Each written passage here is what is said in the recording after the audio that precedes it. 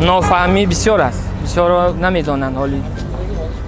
با تکرار میکنم یگان کس حالی معلوماتی پورا نداده است مردم در خانه به خانه یگان کس معلومات نگرفته است و یا تلویزیون اعلان نشده است.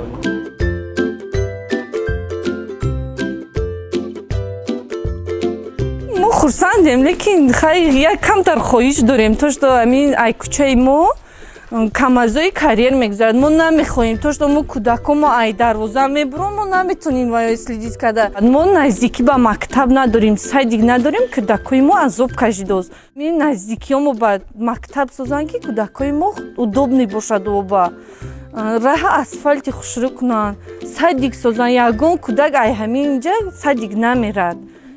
میخوایم مغازین سازن خیلی سوپرمارکت جنسکی одежды.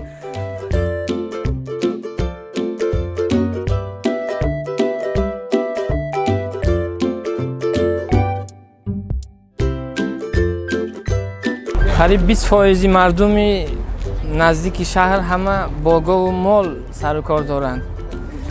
این قانون فکر این آدما را این مردم هم البته به این نوبت میگیرند.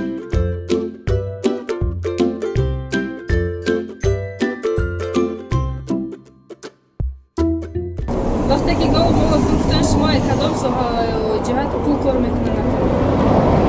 ما سوخوشی، کلخوشی، سوخوز همه چی اگارات میکنیم. همه قطع زندگی میکنیم. زواد کنم، همه جای آباد کنم. ما همه کلینا کار میکنم. خودم ما کار میکنیم.